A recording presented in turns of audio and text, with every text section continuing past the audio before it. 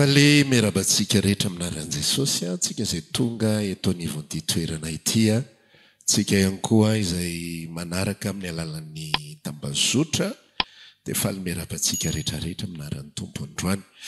Mbola iaona indray isika ary mbola mino fa mbola mangy anao indray ny tompo amin'ny alalan'ny teniny androany dia mba tsy hanjombona ohatry ny ora andro atokotany io ny fotsika fa mbola hirehatra tsara ho an'ny tompo indray. Amen. Andao aritsika makiteny androany izay efa mpisarantsika amin'ity andro anio ity. Atao bokin'ny Kolosiana mahitsy tsara venao aloha sa mba ambany tavare Romana anjerentsika. Epistily nosoratan'i Paoly ho an'ny Roma. Dia vakitsika ny andininy voalohany andininy Romana 7 safady manomboka amin'ny andininy voalohany no hojerentsika. Romana 7 dia andininy voalohany.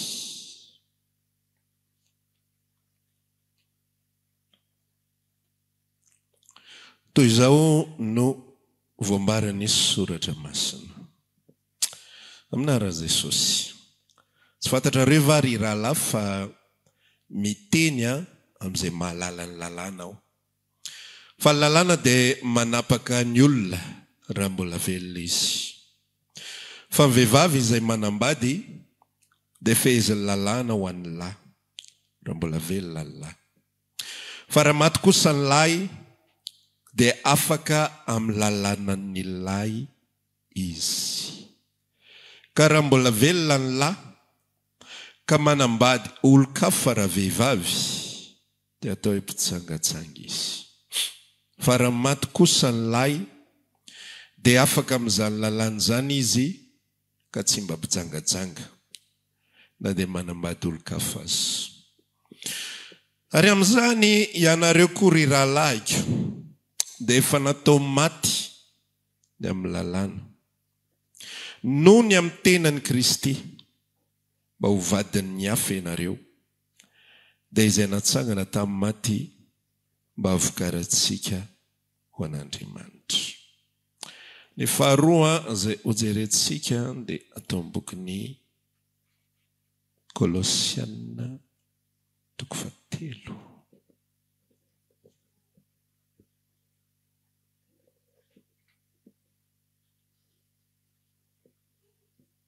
Kolosiana 3 andininy 7 no ovakitsika. Toy izao mivaka ny teny aminaran'i Jesosy. Fa efa maty ianareo ary fiainanareo kosa miara-miafina amin'ny Kristy ao amin'Andriamanitra.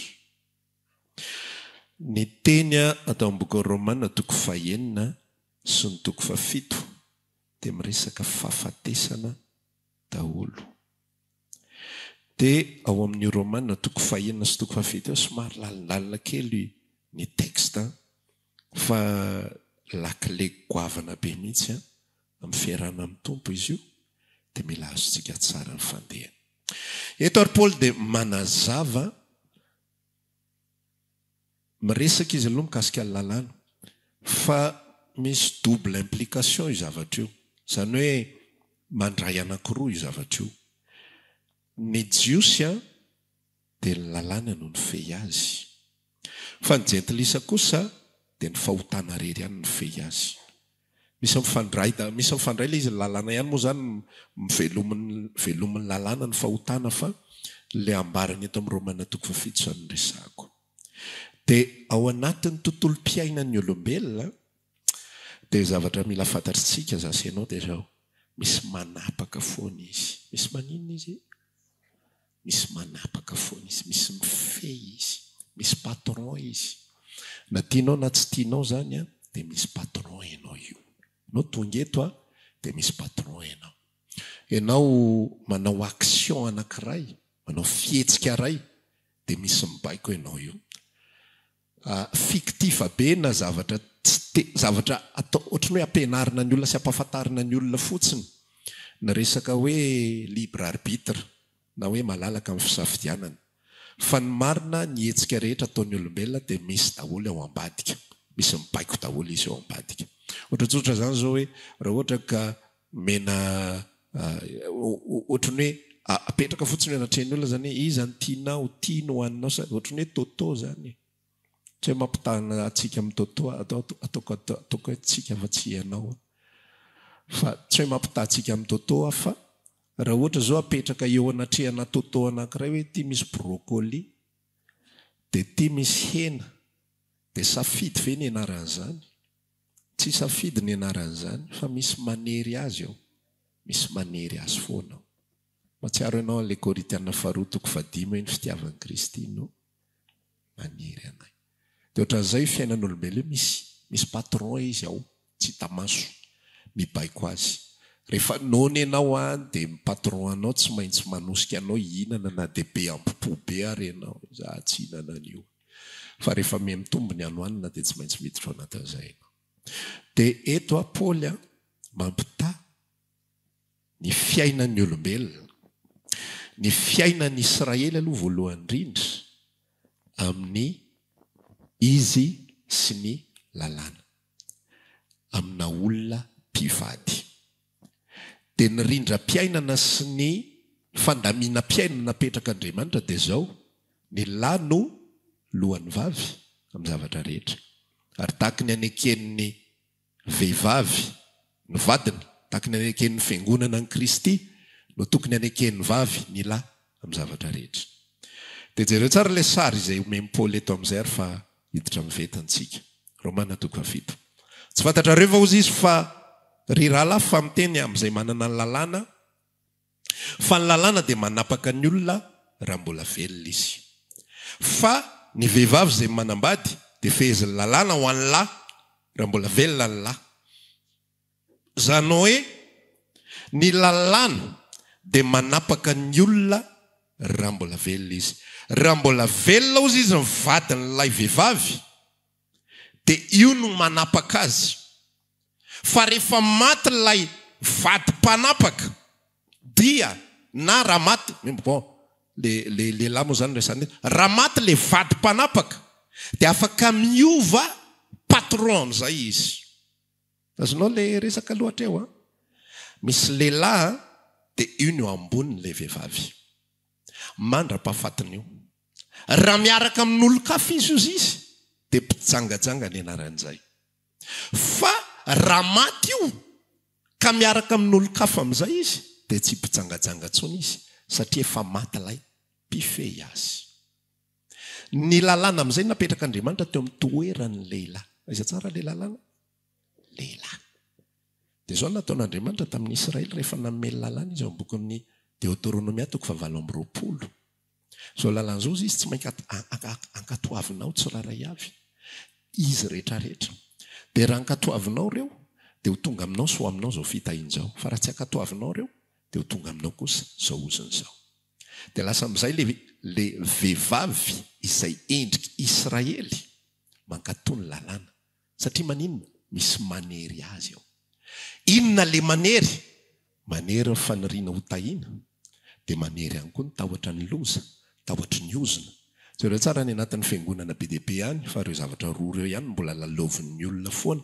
imanipule na sentiment na olona maro isan-karazana raha ohatra ka hanome resaka fanomezana ohatra resaka rakitra raha tsy mamenao dia tonga aminao zao zany robainareo izy Jehova fa raha mamenao dia sokafako anao ny varavaran'ny lanitra trano fitehirizan-tsoa androtsahako aminao fitahina mananambiampy hitahinanao sy ny biby fiompinao sy ny sisa rehetrarehetra zany hoe le lalàna no patron napetraka ho patron ny zanak'Israely ny lalàna no arahiny zay tenen'ny lalàna no arahiny rehefa miteny lalàna hoe mila mitsahatra ianao zoma ariva amin'ny 5 sasany marava tonga sabotsy ariva amin'ny 5 sasany dia tsy maintsy mitsahatra ninina mitranga ao anatin'ny baiboly ao nisy tantara ndre mandeha nisy lehilahy tsy fantatro na mbola tsy zatra le lalàna izy na ahoana fa tsy haiko hoe adiny ngareny ve nanamboatra sakafo ho an'ny fianakaviany lasa izy voaka tany anaty ala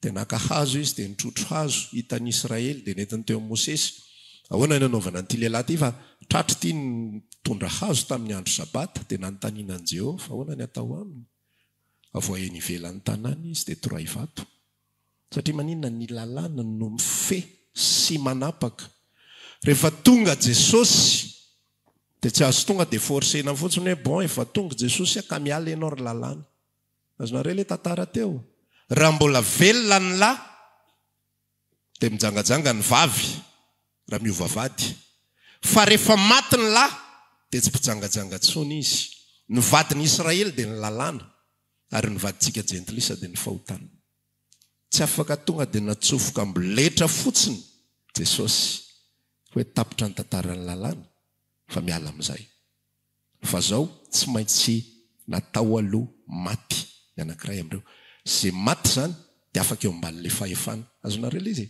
raha mbola velona tsy afaka fa tsy maintsy maty dia afaka dia mifamadika amin'izay le tantara eto Jesosy tsy namony ny lalàna fa iza ny novinony sika ny novinony le Israely ny novinony aloha dia iny le niarany omby zay nambaran'ny Paoly amin'le Galatiana toko 2:20 manao hoe voaombo miaraka amin'ny Kristy eo amin'ny hazo fijaliana zany hoe tsy afaka fotsiny amin'izao zany nampidirina amboletra le lalàna tsy afaka terena fotsiny misy tsika mieritreritra tsina hoe fa maninona ny tsy maintsy maty Jesosy fa maninona raha ohatran'izao ny endrika famonjena dia izy iny ve tsy mety raha tsy nampijaliana be dia izy iny ve tsy ohatran'izao tsy ohatran'izao misy fifamatorany be dia be Andriamanitra na dia Andriamanitra ary dia manana prinsipa ary izy manaja amin'ny prinsipany na dia Andriamanitra ary izy dia manaja amin'ny prinsipany izy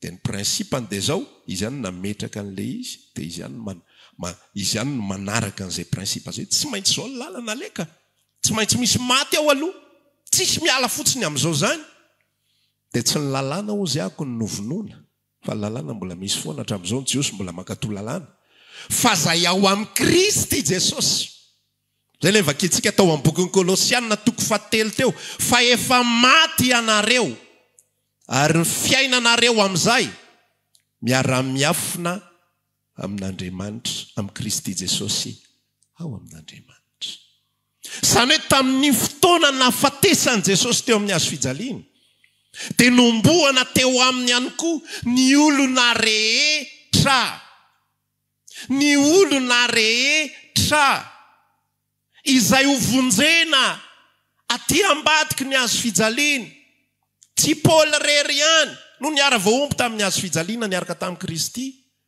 fa raha manana antoka ianao fa nateraka indray marina dia iza koa niara voaomby taminy za ihany koa niara voaomby taminy inona ny antony hanafahana anao tsy ho andefim-pahotana intsony sy amin'ny bokin'ny Romana toko 1 ny Peter mamaky ianao inona aloha lazaintsika mbola hitoetra amin'ny ota ihany va isika hitombon'ny fahasoavana sanatria izany ataontsika izay efa maty amin'ny ota ahoana no velona aminy ihany efa maty amin'ny ota niara-nomboana no tapahana tsika le vadin'ny ota satria maninona zay Paoly laza tsy izay tsara tiako ny ataoko e fa zay ratsy tsy tiako e ary raha zay ratsy tsy tiako ny ataoko tsy zany manao azy fa ny ota zay mipetraka atao anatika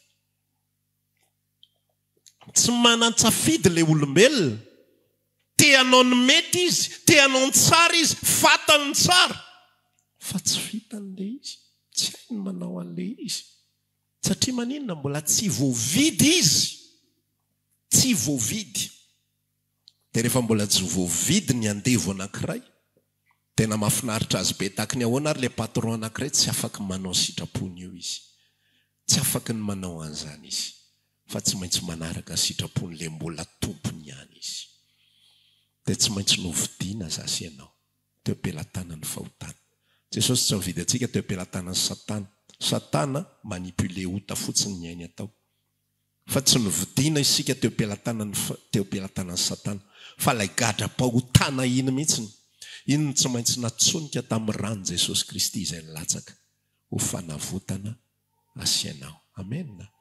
Zay mahatonga antsika manana fiainam-baovao. Fa ny olona rehetra izay tsy nandalo an'izay lalam-panovana izay sy lalam-pamonjena izay, tena dia manao ny tsara azy izy, dia mbola andevon'ny ota ihany izy, ary mbola gadrain'ny ota ihany izy, ary mbola ho any amin'ny fahaverezana ihany izy.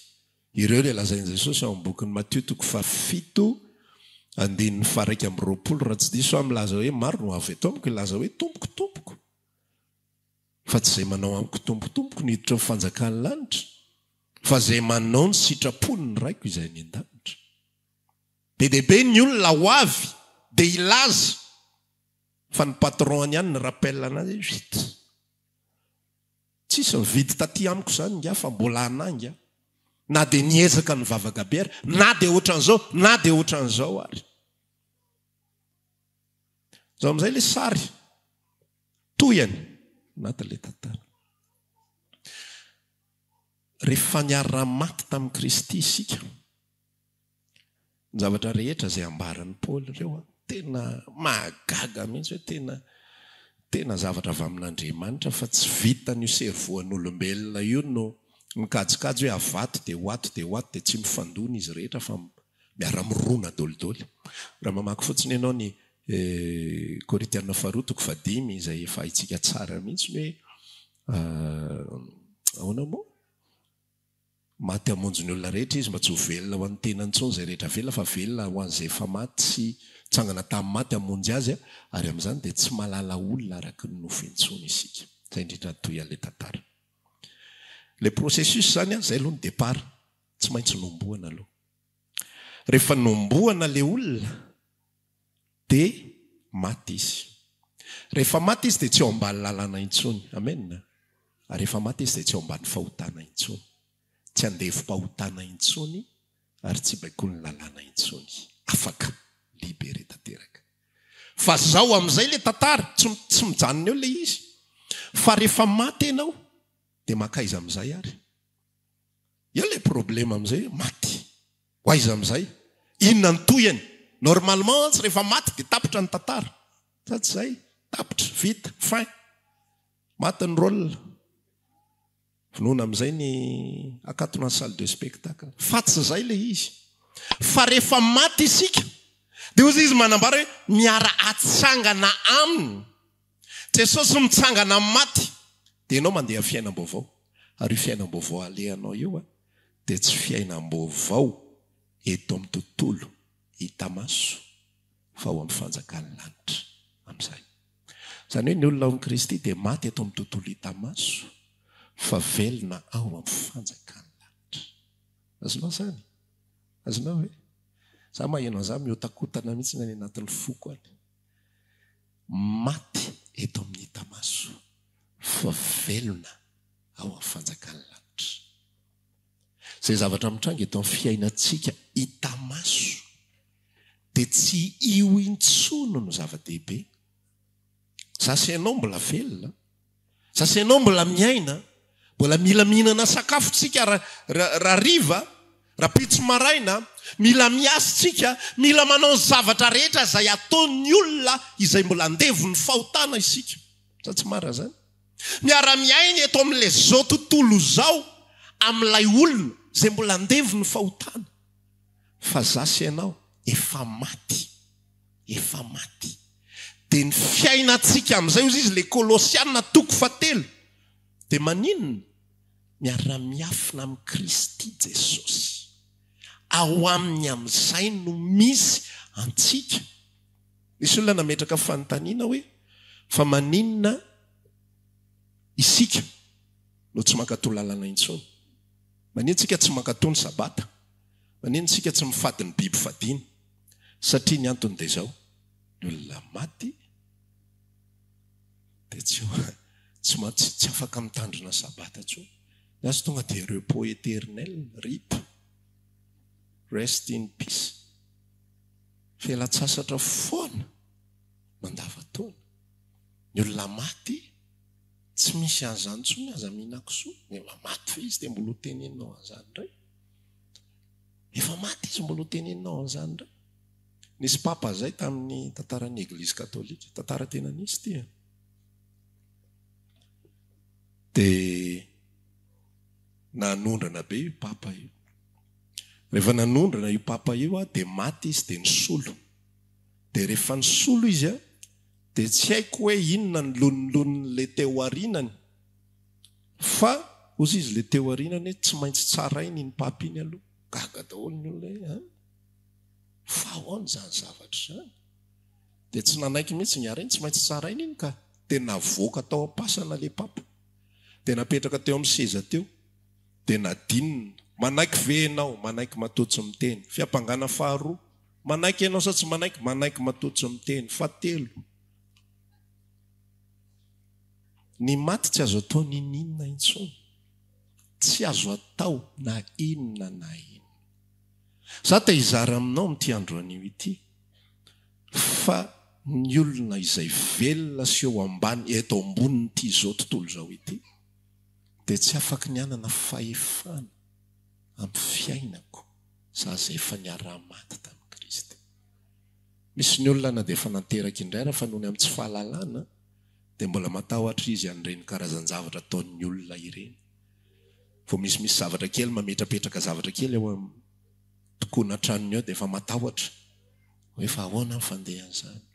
Avy mandevina dia asiana zavatra dorana eo ambaravarana eo tikaina. Misy olona manontany za efa tena nateraka indray. Fandeha anasakanjo ny olona. Dia ahoana za zany? Toy za rehefa maloto sasaoko. Nao hoe tsy anasakanjo rehefa maloto. Fa raha zany eritreretanao hoe misy impact aminao zany zavatra zany. Hitanao ohatran'ny olona nge efa tsy ao anaty bokim-panjakana tsony ny anaranao. Andeha ho tedaviny fitsarany ianao zany dia hoe aizy ranona no mipetraka.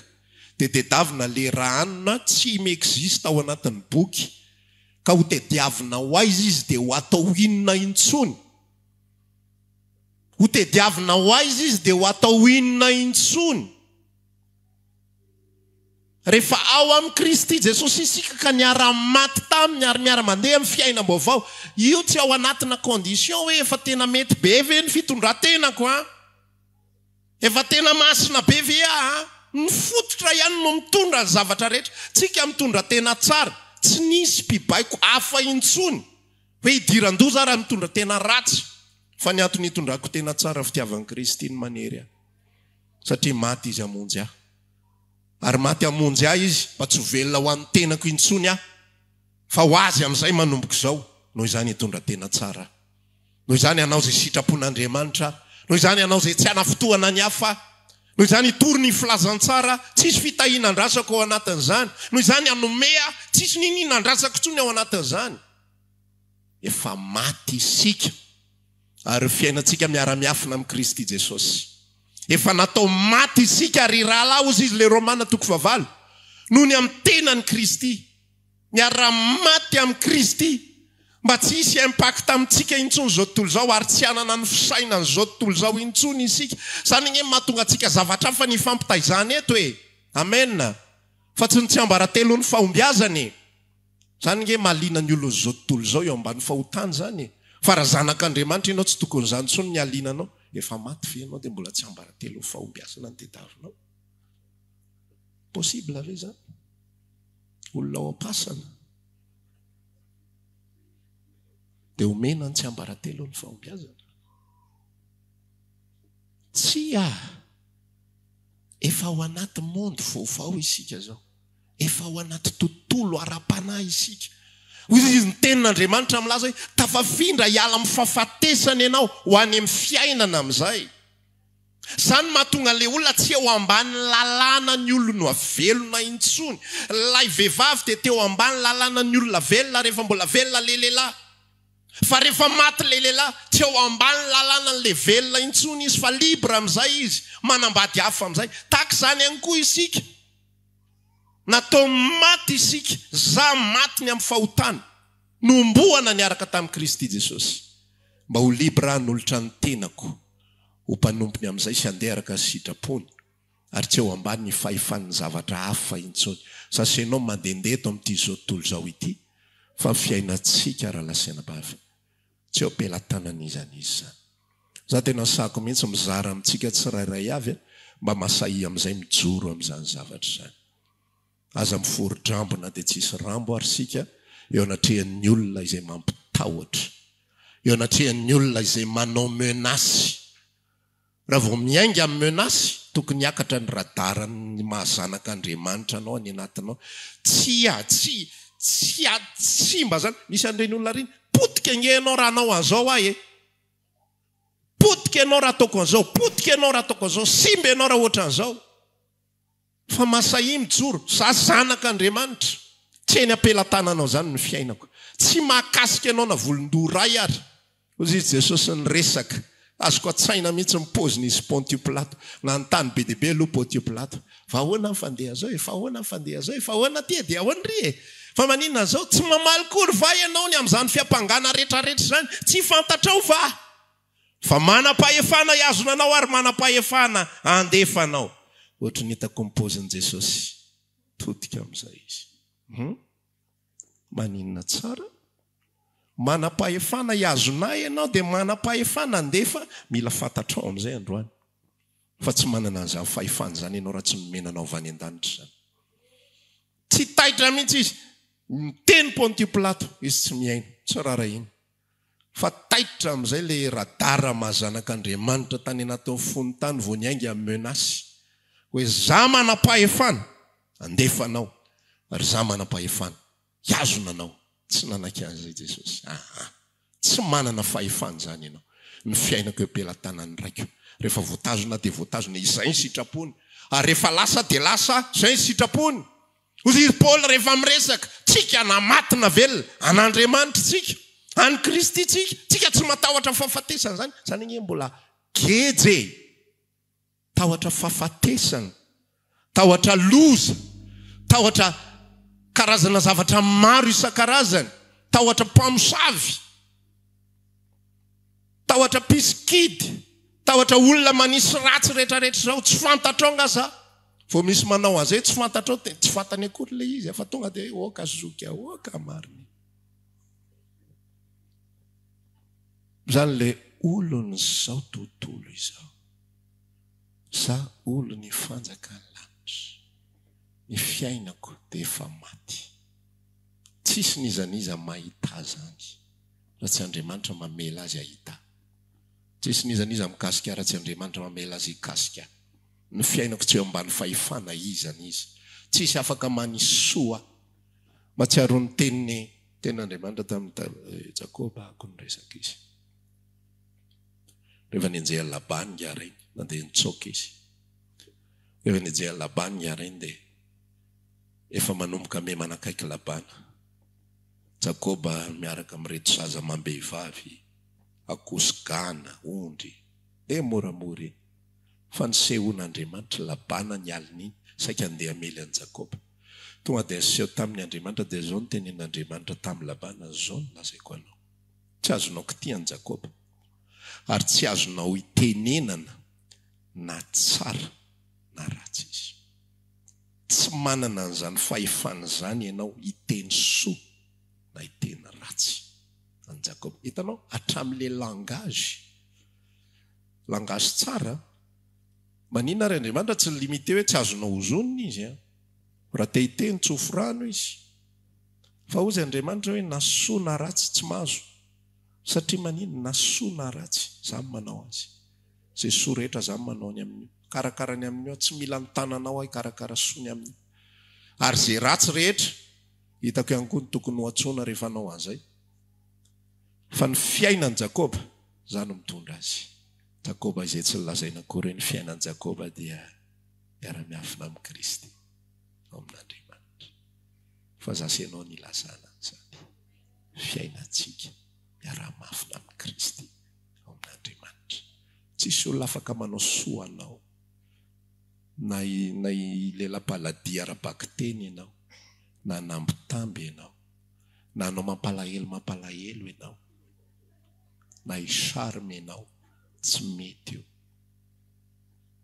zaraina amintsika mihitsy ny fiainana tokony hiainantsika zanak'Andriamanitra manomboka androany mba ho fatatsika hoe tokony antehitra amin'izy tsika ary tokony ankindoha amin'izy tsika.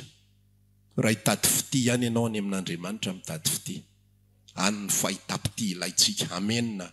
Tsika tsy mila zany fanahy ny fahitapity zany, tsy mila an'izany tsika. Za tena milaza anao an'izany. Tsy mila ireny karazana osotra fahitapity any ilaiko, azoko azy any amin'Andriamanitra. Meny ahamaimaimpony zany.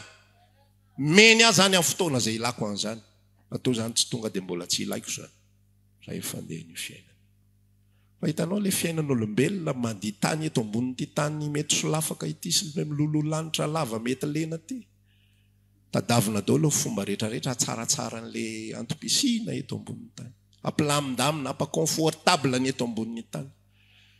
Ampiasaina daholo ny karazam-piarovana rehetrarehetra sy ny karazan-javatra rehetrarehetra izay azo atao mba ampilamina an'ilay fiainana. Fa zasianao zanak'Andriamanitra. Matsiaro ilay teny fifampizarana mihitsy hoe mitoery ianao eto kavanako mandra-panaoko ny fahavalonao fitoeran-tongotra. Miala sasatra ny ataontsika. Ny fatatenantsika mety miasa, ny saitsika mety misy zavatra tsy maintsy ataony, ny tanana mety manao izay tokony atao, ny tongotra mety reraka mandeha tongotra. Fa ny fanahinao, ny amanao tsy tokony hisy tebotebo zany na ny kely ary. Rehefa misy zavatra mitranga aminao, aza mieritreretra an'izany ilay olona atao ambadika anay mpilalao ody na mpilalao ody taky ninona reo. Za tena zaraiko aminareo, za tsy mahatahotra an'izany. Karazan'olona tsy atahorako numéro 1 reny karazana profety sy bishop sy tsy fatapatatro manontonona ozonozona reny. Tsy mahatahotra an'ireny. Tena nanao fasafasy ary na ametrahanao tanana reo lohako io, alefaso fasako. Tsy mahatahotra ny fiainako ao amin'Andriamanitra. Ao amin'ny tontolo ara-panahy tsy anana nizaniza akse zany. Azonao ve zany resaka zany? Tsisy nizaniza manana akse. Efa hoe dossier classé, efa maty le olona, tsisy ninina. Makany amin'ny dadarabe izy dia mitoko manotoko eo dadarabe. Iza tediavinao? Iza? Fa maty nge zany olona teneninao zany. Matinao ahoana, vao tamin'ny maraina ary hitako tamin'ny maraina izy ko maty ao. Maty ozony masina. Tsisy ninina azontsika tao amin'ny tsony. Zany nge fandehan'io raharaha io. Zany atao miara-miaina aminy ao amin'ny tontolo ara-panahy. Ozy izy ao amin'ny bokin'ny Efesiana toko 4 raha tsy diso ako dia milaza izy hoe isika ozy izy niarana tsangana tamin'i Jesosy dia niarana petrany ao an-danitra miaraka aminy. Hitanao ve misy an'izany? Ao izay rentsika ary. Efesiana toko 4 andininy 9 angamba izy izay na toko 9.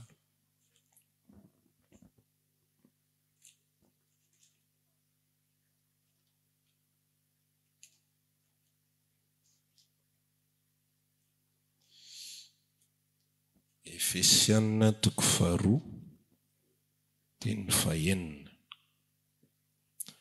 Andininy 5. Na dia fomba mbola maty ny fahadisoantsika ary sika dia nahavelona antsika niaraka tamin'i Kristy fahasoavana ny namonjena anareo ary niarana tsangantsika dia niarana petrany any an-danitra ao amin'ny Kristy Jesosy. Dinio tsara ilay verba rehetra ampiasaina eo. Na dia fony mbola maty ny fahadisoana aza isika.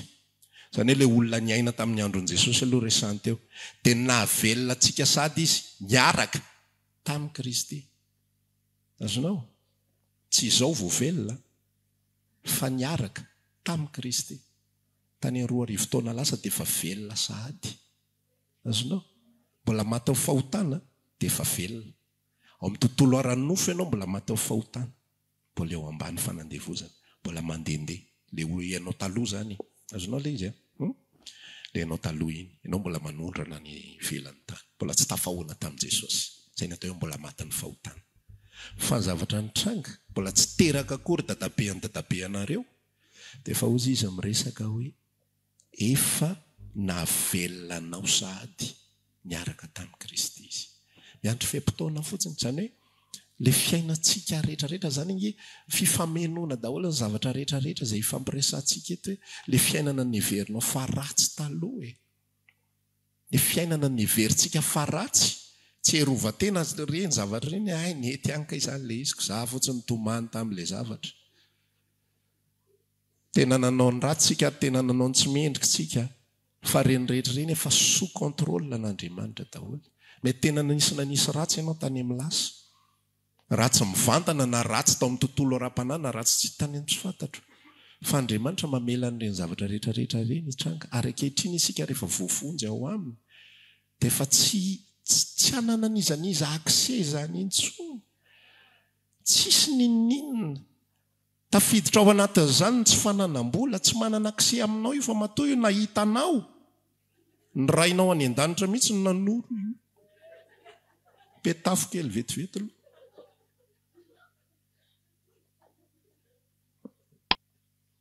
Matoa io mahitanao dia sokafan'izay ny tanany. Azonao le resaka miara-miafina amin'Andriamanitra ao amin'i Kristy Jesosy dia sokafa io. Raha tsy zatra azy aloha dia fantaro fa zay fandehany. Misy azany ary efa nitondranay tamin'ny fandrika ianao, na nitseta mavesatra teo ambalahanay ianao, nampandeha olona nitsaka lohanay ianao, asan'Andriamanitra daholo zany. So verinao ny asan'Andriamanitra ka nitay anao ihany. Izy mihitsy ny responsable reny olona manitsaka lohanao reny, netiny mihitsy reny efa nitondra olona nitsaka lohanay ianao. Nentina tao anatin'ny fandrika izahay, efa fantatro zao fa fandrika mampidi-kizo ampikatona an'ilay asa kelinao fa mba nitsotsofina. Mbola nitarisiny ihany ao midira latsaka. Zay mihitsy le izy loka rehefa aveo hitantsika ny toyany. Fa zavatra lehibe ao anatin'izany ary voavoa tsara ao anatin'izany. Raha tsony ny entatara Andriamanitra mitarika amin'ny poliditra prison e. Andriamanitra mamela an'izany. Rehefa mamaky ny asan'ny apôstôly ianao dia misy resadresaky ny mpanjaka ao anatin'izy io. Tsy tadidiko na tsy tadidiko tsony. Nisy anankiray nitondra azy dia sady hoentin'ireo manaraka azy dia zao ny tenen'ilay mpanjaka ray. Zaho ozy izy efa nietretry ny amoaka azy. Fa izy tsy mety fa zao iona amin'ny Kaisary zao ihany dia nitazomiko gadra ihany izy. Zany hoe le olona efa miketrika, azonao le hoe mitady anisy tsara le olona. Le olona mietretry ny anisy tsara. Fa Andriamanitra manao hoe non, miona amin'ny Kaisary io ka zay ny antom-pisiany olona io. Tsisy ninina azon'olombelona atao mihitsy na manam-pahefana efa mpanjaka zao ny te hamoaka anao, fa tsy tafavoaka ihany ianao. Satria le fiainanao misy tompony hafa. Azonao le izy. Dia le tompony ihany manam-pahefana ny aminao. Dia ianao nampidiriny dia ao amin'ny fanjakany misy anao. Dia ny vatanao mety hiaran-javatra fa fanahinao amin'ny fanjakany. Dia izay mahatonga azy miresaka hoe tokony falifalitsika rehefa mijery an' Jesosy. Satria ao amin'ny tontolon'Andriamanitra ao ny tokony isy atsika. Fa raha mijery zava-misy eto amin'ny tamaso isika dia alahelo mandrakariva. Azonao ny afatra amin'ity andro anio ity. Ninina zavatra mety mitranga ao amintsika, efa maty isika. Efa maty, efa niara-voaomby tamin'ny teo amin'ny hazo fijaliana. Efa tafasaraka ny amin'izao fiainana izao. Efa tsy mahalala olona, tsy mahalala antsika intsony izao tontolo izao izy izay fomba firesany. Satria tsy mahalala azy izy. Taontsika hitsangana hivavaka amin'ity andro anio ity dia tsy haiko izay namangin'ny tompo anao tao anatin'izay afatra izay fa izay no hifampizarana amin'ity andro androany ity. Mba ahafahantsika manana fahatokisana, ahafahantsika manana finoana amin'izay iainantsika, amin'izay fiainana mandalo eto amin'ity izao tontolo izao. Raha maniry ary hivavaka aminay ianao dia tongava ary isaky ny alahady amin'ny 7 ora sasany, ny talata amin'ny 12 ora sasany, ny alarobia amin'ny 12 ora, eny Antsahamanitra 100 metatra amban'ny fijerena fety, trano Gribege amin'ny ankavian-dalana. Tongava soto.